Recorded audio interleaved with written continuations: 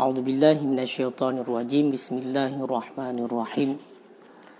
Qala al-musannifu wasyarihu rahimahumallahu ta'ala wa nafa'ana bihima wa bi'ulumihima fid dharaini amin ya rabbal alamin.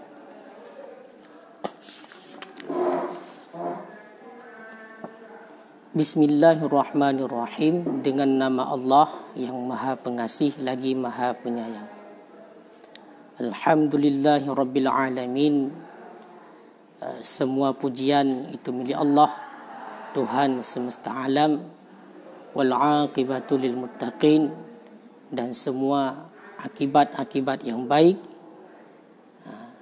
itu bagi orang-orang yang bertakwa kepada Allah Subhanahu wa taala. Jadi pada permulaan ini Tengku Musannif memulai kitab beliau dengan Bismillahirrahmanirrahim dan diikuti dengan pujian kepada Allah, Alhamdulillahirabbil alamin, karena Musannif mengutip daripada awal Al-Fatihah, yang mana permulaan surat Al-Fatihah adalah Alhamdulillahirabbil alamin. Oleh karena demikian, tidak ada ucapan yang lebih afdal selain daripada demikian. Dikarenakan sudah diajarkan oleh Allah Subhanahu wa taala, yaitu dalam surat Al-Fatihah.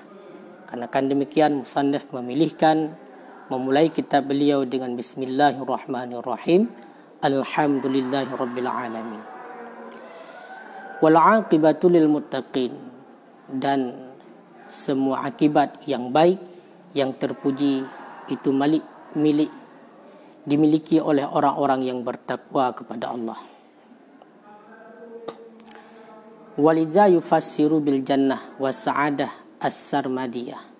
Karena ini di musannaf mentafsirkan, menjelaskan al-aqibatu lil muttaqin, yaitu dengan syurga dan kebahagiaan yang kekal.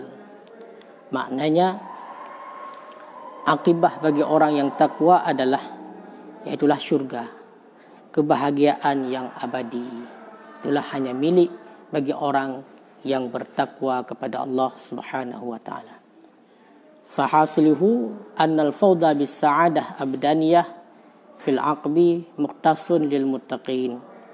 Maka kesimpulannya, sesungguhnya kemenangan itu dengan kebahagiaan yang abadi fil aqbi, pada akibat yang dikhususkan bagi orang yang bertakwa. Fa ghairul muttaqin, selain orang yang bertakwa, laisa lahum syai'un minas sa'adah, tidak ada bagi mereka itu sesuatu apapun daripada kebahagiaan. Jadi yang mendapat kemenangan, yaitu kebahagiaan yang abadi, khusus bagi orang yang bertakwa.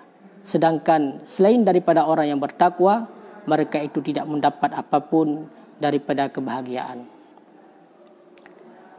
Lakin li taqwa bidayah, bagi takwa ada bidayah, itulah permulaan. Wahwa Islam, itulah Islam. Jadi permulaan daripada takwa, bidayah daripada takwa adalah Islam. Wan nihayah, dan nihayah. Jadi bagi takwa ini ada dua. Yang pertama, mesti ditempuh dulu bidayah, seterusnya baru kepada nihayah. Makanya bidayah adalah beragama Islam, sedangkan nihayah itulah takwa tadi merupakan hifdzul qalbi amman siwallahi ta'ala, memelihara hati, menjaga hati daripada apa saja selain Allah. Itu nihayah. Dan juga wa hifdzul jawarih, memelihara, menjaga anggota tubuh amma la yaliku billahi, daripada apa saja yang tidak layak dengan Allah. Mura'iyan li'adzaimi jami'il hududillah, karena memelihara bagi aturan-aturan, yaitu sekalian had-had Allah. Oleh karena demikian, itulah takwa. Takwa itu ada bidayah, ada nihayah. Permulaan daripada takwa adalah Islam, sedangkan nihayah penghabisan daripada takwa yaitulah menjaga hati daripada selain Allah, dan menjaga anggota tubuh jawarih kita daripada apa saja yang tidak layak dengan Allah, karena untuk menjaga bagi aturan-aturan ataupun perintah-perintah yang telah Allah tentukan kepada kita, yang telah Allah bebankan kepada kita. Fabainahuma maratib, maka antara keduanya ada martabat, ada tingkatannya, yaitu bidayah dan nihayah. Walis sa'adah aidan, dan juga kebahagiaan, bagi kebahagiaan pula itu ada martabatnya. Sa'adah ini juga ada martabatnya. Faman yashtahi bis sa'adah fil hasyri, barang siapa yang rindu, ingin ia untuk kebahagiaan fil hasyri di akhirat, warufaqah, dan kasih sayang, ingin mendapatkan kasih sayang, minal mun'im, daripada yang memberi nikmat, itulah Allah, alaihim, di atas mereka itu, minan nabiin, daripada para anbiya, wasiddiqin, para orang yang sadiq, orang yang benar, wasyuhada, para syuhada, wasalihin, orang-orang yang saleh, alladzi laisa lahum hisab, yang mana mereka itu tidak ada hisab di akhirat, wala azab, dan tidak ada azab. Yas'a, niscaya ia itu berusaha, wayajiddu, dan bersungguh-sungguh ia, fi tahsili daqaiqit taqwa, pada menghasilkan sehalus-halus takwa, wa iktisab asrari haqaiqiha, dan berusaha untuk mendapatkan rahasia-rahasia hakikat daripada sehalus-halus takwa, illa ayyatahassala martabatal a'la, hingga sampai ia kepada martabat yang tinggi. Makanya takwa ini, antara takwa ada dua, ada bidayah, ada nihayah. Bidayah itu adalah permulaan, yaitu Islam. Sedangkan nihayah, memelihara hati daripada selain Allah, memelihara anggota tubuh daripada apa saja yang tidak layak dengan Allah, yaitu karena mengikuti peraturan ataupun perintah Allah dan menjauhi larangan Allah. Maka antara bidayah dan nihayah ini ada martabat. Bagi sa'adah, bagi kebahagiaan juga ada martabat pula. Maka barang siapa yang ingin kebahagiaan di akhirat, ingin mendapatkan kasih sayang daripada Allah, yang mana Allah memberi kasih sayang, memberi nikmat kepada semua makhluk, daripada para nabi, siddiqin, syuhada, orang-orang yang saleh, yang mana mereka itu tidak ada hisab nanti di akhirat, tidak ada azab nanti di akhirat, maka orang tersebut hendaklah berusaha dan bersungguh-sungguh dengan giat, tekun, rajin untuk menghasilkan, mendapatkan sehalus-halus takwa, dan berusaha untuk mendapatkan rahasia-rahasia daripada hakikat sehalus-halus takwa itu, sehingga sampai ia kepada tingkatan yang tinggi, martabat a'la, yaitulah tadi martabat yang didapatkan oleh para nabi, siddiqin, syuhada, dan salihin, yang mana mereka itu tidak ada azab.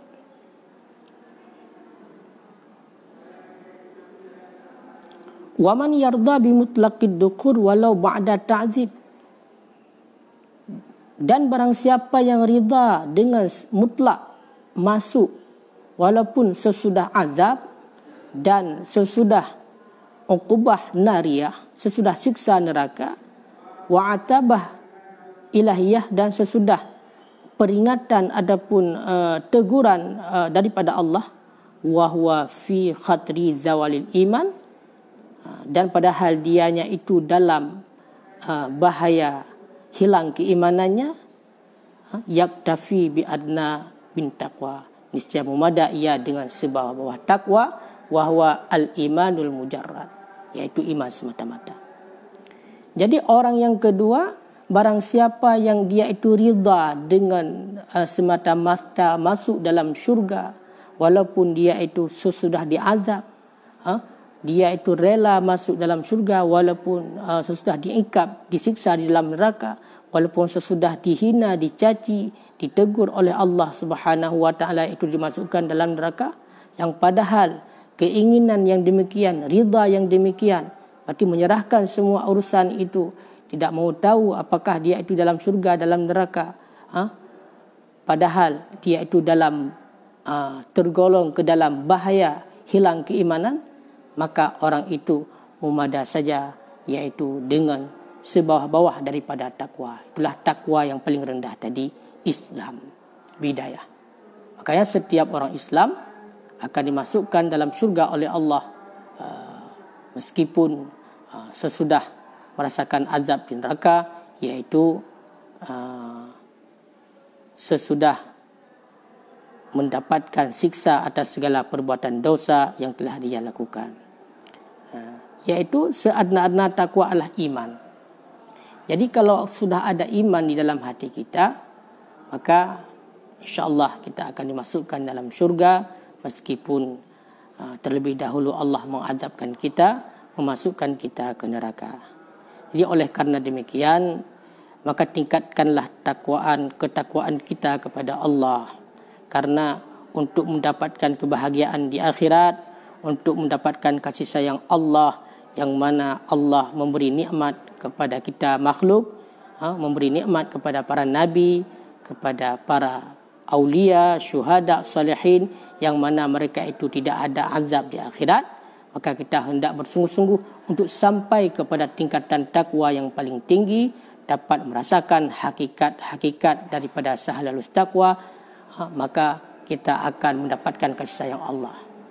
Tapi bila kita hanya ridha dengan semata-mata ingin masuk ke dalam syurga, tanpa mengejar untuk sampai kepada martabat takwa yang paling tinggi, maka tahukanlah itu dalam bahaya keimanan. Istilahnya, keimanan kita masih diragukan. Jadi kalau misalnya iman kita goyah, tidak kuat, sehingga kita akan keimanan kita di dalam dada akan tercabut dengan sendirinya. Kalau hanya mengharap demikian, itu memada dengan tingkatan takwa yang paling rendah, itulah hanya iman semata-mata. Wa ilaihi yashiru qauluhu sallallahu alaihi wasallam, dan kepadanya disyarahkan oleh sabdanya Nabi sallallahu alaihi wasallam, udkhulul jannata, masuklah kamu dalam syurga, waqtasimuha, dan bagi-bagi olehmu akannya syurga, ala qadri a'malikum, di atas kadar amalan-amalan kamu. Jadi kalau seandainya kita hanya mengharap yang penting masuk dalam syurga walaupun sesudah diazab, maka tidak perlu takwa yang lebih tinggi. Berarti memada dengan sebuah bawah takwa, yaitu hanya iman semata-mata. Diisyarahkan oleh sabda Nabi, masuklah kamu dalam syurga, dan bagi-bagi olehmu akannya syurga di atas kadar amalan kamu. Berapa banyak amalan kita? Berapa banyak amalan kita? Maka akan dibagi. Jadi kalau misalnya banyak amalan buruk yang kita lakukan, maka kita akan lama di neraka. Tapi kalau misalnya banyak amalan soleh yang kita persembahkan, insya-Allah sesudah diazab di dalam neraka, kita akan dimasukkan ke dalam syurga. Oleh karena demikian, ketakwaan kita jangan sampai hanya di martabat yang pertama tadi. Seyogyanya bagi kita tingkatkan ketakwaan kita sehingga sampai kepada martabat yang a'la, yang mana kita itu akan mendapat kasih sayang Allah, tidak ada hisab dan tidak ada azab di yaumil akhirah, yaitu semata-mata langsung kita itu masuk ke dalam syurga Allah. Wassalatu wassalamu ala nabihi Muhammad wa alihi ajma'in, dan bermula rahmat dan kesejahteraan ala nabihi, itu di atas Nabi kita Muhammad dan di atas keluarganya Nabi ajma'in sekalian.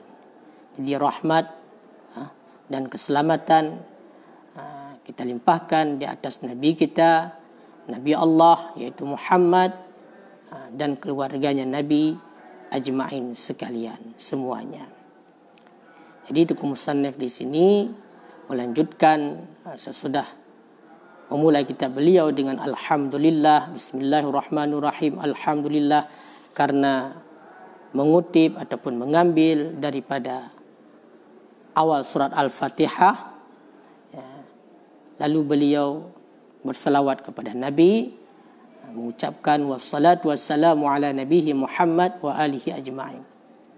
Kalau kita lihat di sini, musannif menghimpunkan keduanya, rahmat dan keselamatan. Wassalatu wassalam. Wahwa aula. Inilah salawat yang lebih baik. Jadi kita kumpulkan salah dan salam, ini lebih aula, lebih baik. Khilafan lima fi ba'di nisqi. Tetapi khilaf bagi sebahagian tulisan kitab, yang mana dalam sebahagian tulisan kitab dimemadai saja dengan as-salah. Jadi wassalatu ala nabi sallallahu alaihi wasallam. Ada juga sebahagian kitab yang demikian. Kenapa itu yang lebih aula? Tunku musannif menyebutkan dua-duanya, wassalatu wassalamu itu merupakan sebutan salah bersalawat kepada Nabi yang lebih aula, lianna dzalika iktifa'a haramun. Karena demikian memadai itu haram indal ba'di, di sisi sebahagian para ulama. Karena kalau kita mampu memadai dengan wassalah saja, rahmat saja, tanpa kita lanjutkan wassalam, menurut sebahagian para ulama itu haram, tidak boleh. Wa makruhu indan Nawawi, dan itu juga makruh hukumnya, dibencikan indan Nawawi menurut pendapat Imam Nawawi. Sedangkan dalilnya jelas, wa huwa dhahir, dan bermula dianya itu jelas min zahiril Quran, daripada Al-Quran, jelas di dalam Al-Quran, yakni sallu alaihi wa sallimu taslima. Al-Quran surah Al-Ahzab ayat 56. Jadilah Al-Quranul Karim, Allah Subhanahu wa taala menyebutkan sekaligus keduanya, yaitu sallu alaihi wa sallimu taslima. Ya ayyuhalladzina amanu sallu, wahai orang-orang yang beriman, sallu, rahmat olehmu, alaihi, di atasnya Nabi, wasallimu, dan sejahterakan olehmu, taslima, akan sebagai kesejahteraan.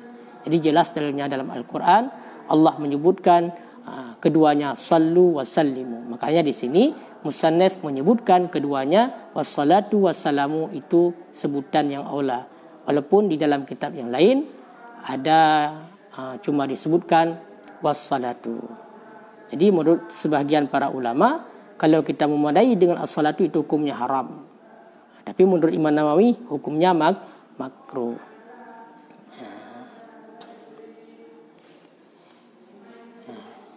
Jadi alhamdulillah, pada kesempatan yang singkat ini kita sudah membaca muqaddimah daripada kitab Syarah Ayyuhal Walad lil Imam Al-Ghazali, yaitu Ayyuhal Walad karangan daripada Imam Al-Ghazali. InsyaAllah saya usahakan untuk pengajian kitab Ayyuhal Walad, yaitu menggunakan dengan bahasa Indonesia, meskipun masih kurang tepat atau bertele-tele, kurang cocok bahasanya, mohon dimaklumi.